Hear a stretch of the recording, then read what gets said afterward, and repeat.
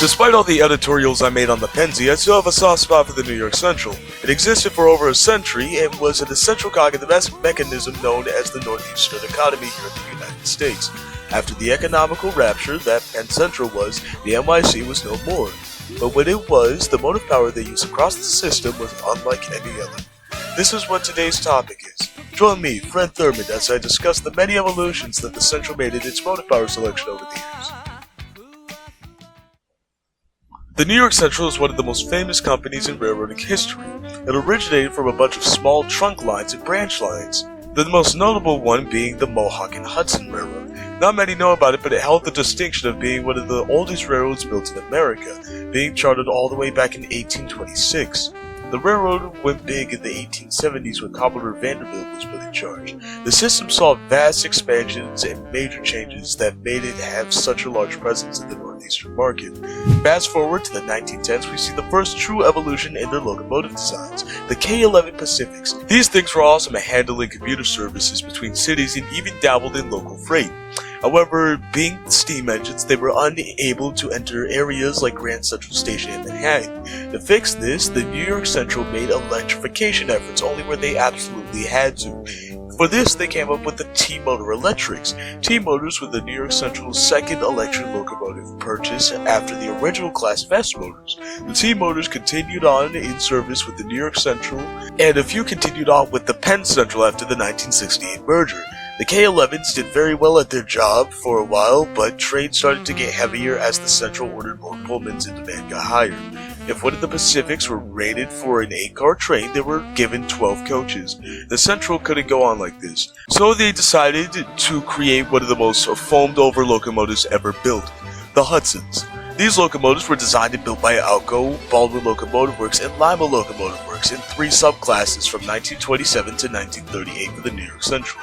Named after the Hudson River, the 464 wheel arrangement came to be known as the Hudson type in the United States, as these locomotives were the first examples built and used in North America, built for high-speed passenger work. The Hudson locomotives were famously known for hauling the New York Central's crack passenger trains, such as the 20th Century Limited and the Empire State Express. With the Hudsons at the helm of these services, I guess you could say they were a runaway success. I know I'm not funny. The beautifully crafted streamlining on the ones who received it was designed by Henry Dreyfuss, thus giving them the names Dreyfuss Hudsons.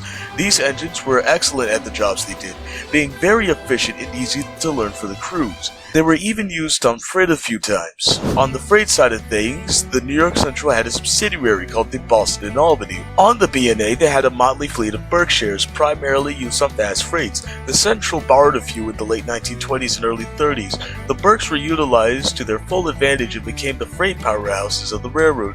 They were mostly concentrated out west around Indiana, Ohio, and Illinois, but some remained at home in places in and around New York State. Sadly, none were preserved. Throughout the 30s, the Central made one of their most versatile locomotives, the 482 Mohawk types. The New York Central called the 482 type of steam locomotive the Mohawk type. It was known as the Mountain type on other railroads, but the New York Central didn't see the name as fitting on its famous water level. Instead, it picked the name of one of those rivers its rails followed, the Mohawk River, to name its newest type of locomotive. These engines came in several subclasses going from the L1s to the L4Bs. These things were very versatile. According to the railroadmen at the time, you could see one heading an express to LaSalle Street Terminal, and then come to the same spot later that same day and see the same engine pulling a hotshot freight towards Crestline, Ohio. The Central was the largest user of the 482 wheel arrangement in the country, having over 600 delivered from Alco from 1916 to 1942. The first 2 classes, the L1s and L2s, were unstable at high speeds due to their trailing truck design, but this issue was rectified with the L3s and onwards. The entire class fell victim to the New York Central's lightning-fast dieselization process, and by 1957, the whole steam fleet on the Central, including the 482s, would be shelved and most scrapped. Except for 2. 2933 to this very day is on display at the St. Louis Museum of Transportation. The L3A number 3001 as of October 2024 has gone in for restoration. These 2 hold the distinction of being the few engines mentioned in this video that haven't been scrapped.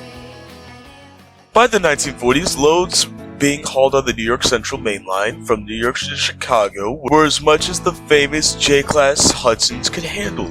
The chief of motive power for the railroad, Paul W. Kiefer, decided to order some 484s, which could sustain on the run between the two cities day after day without respite.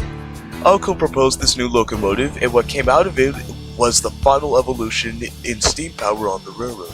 The 484 Niagara type, widely considered as one of the most efficient steam locomotives ever created. The first Niagara was Class S1A number 6000, delivered in March of 1945. The S1B 6001 to 6025 were delivered in 1945 and 1946. The New York Central's last Niagara was Class S2 number 5500, the Super Niagara, also delivered in 1946. Uniquely among the Niagaras, it had Franklin Caprati poppet valves for valve gear. The Niagaras did not have steam domes, as did most steam locomotives, which resulted in a smoother contour along the top of the boiler. A perforated pipe collected steam instead. This was necessary because of the lower loading gauge of the New York Central, 15 feet and 2 inches versus the 16 feet and 2 inches for other American railroads, particularly east of Buffalo, New York.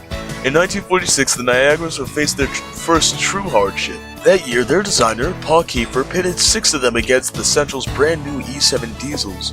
The stats were measured by how long a member from each class would go without having to go in for heavy maintenance, fuel costs, and efficiency. The Niagaras held their own pretty well until that winter, a miners' strike cut off access to any coal. This gave the Niagaras a major disadvantage compared to the E7s. The competition ended in early 1947. The results were close, but in the end, the E7s won in all categories. The Niagaras, despite their many cost-saving measures, had lost. This victory was what convinced the New York Central to dive headfirst into replacing all their steam power. The Niagaras were amongst the final engines to be retired from service, with some managing to hold out on fast freight services in the Midwest until '57. All were scrapped by the end of the decade. Despite there only being small remnants of this age long since past remaining, it's still a very cool footnote in American railroading history. The New York Central is always looking for ways to be up there with the best of the best, and in the end, I guess you could say they did that pretty well. At least until 1968. It is not all doom and gloom. As I mentioned earlier, 3001 is being restored, so in a few years, we can all see it running on the main line once more. Well, this video was fun, but my jaw hurts from talking so much, so I'll end it here. This is Thurmond signing off. Have a nice day.